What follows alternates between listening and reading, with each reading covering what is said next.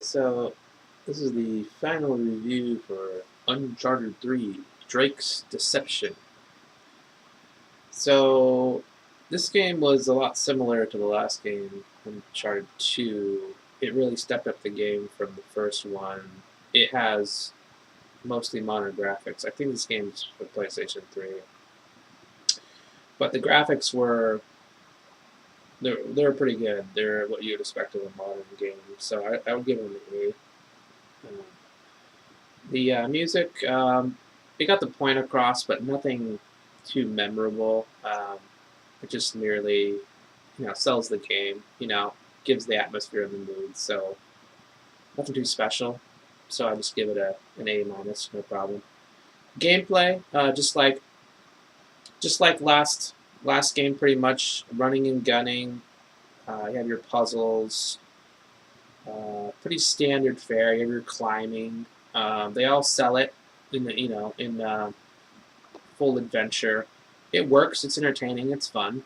There's nothing but it's standard formula. They didn't really stray too far from this one.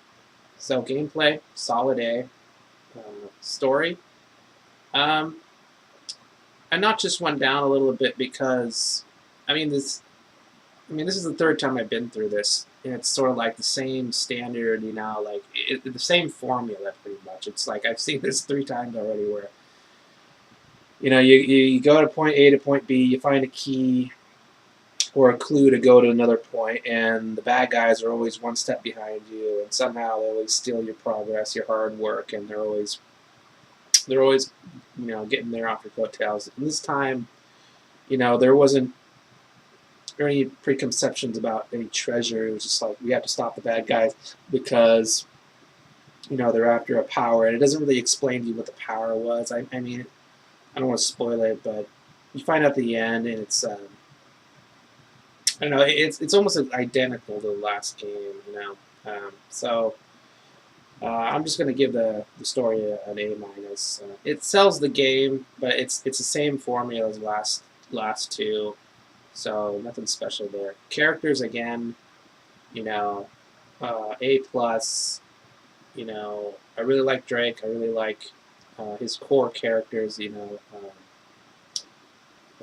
Sully and her name escapes me right now. The the chick, um, the blonde chick. But yeah, characters. It's like I said at the very end. It's a mark of good writing where when something happens in the game, you really feel attached. You start to feel an attachment to the characters, and if something bad happens, you don't want anything bad to happen to them, even though they're fictional characters. It's like you'd hate to see them, get hurt or die or something. It gets you emotionally. Like, bad games, you can care less about the characters. They're totally forgettable and just like. But this game, you've been, especially with its core characters, this third time around, you really start to, you get a feel from, you don't want to put them in danger. You've been through so much to get it together. It's just like if something happened to them, then it would really strike an emotional chord. So that definitely A plus on that. Environments, I mean, it's just standard fare. Sometimes you had some vistas to look out. Um, there's some fun things in this game. They did a few creative things with the game that kind of juiced up the experience. Uh, so environments was an A. Modern graphics, you know, really similar to the last game. Length of the game was a little shorter than the last one. I got through this about 6 sessions of an hour and a half apiece. I wish it was a little longer, but this is sort of to be expected for these adventure games. It's not a 40 to 60 hour open world RPG. So I'd say B plus on length. I wish it was a little longer. The one thing I will give this game credit for was the puzzles. The start and the mid section really amped up the puzzles and the quality of the puzzles. You didn't see a lot of puzzles in the end, the last third of the game.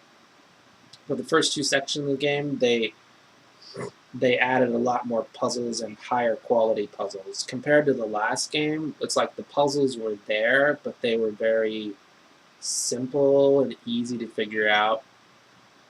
This one added more puzzles, and they're a little bit more challenging. You had to think a little bit more, put things together, and I like that when you had to.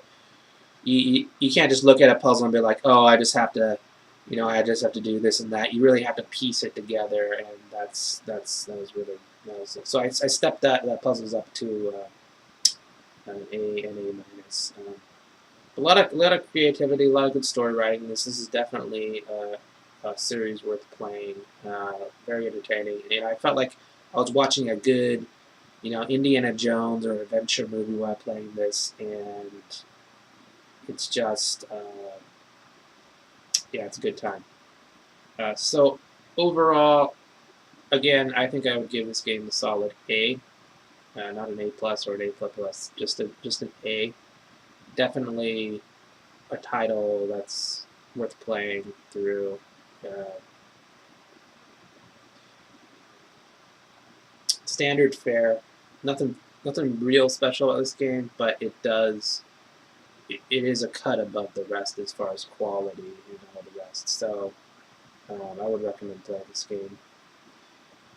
Okay, that is the review, the final review for Uncharted 3: Drake's Deception. We'll see you again for Uncharted 4: A Thief's End. That is the final game of the series.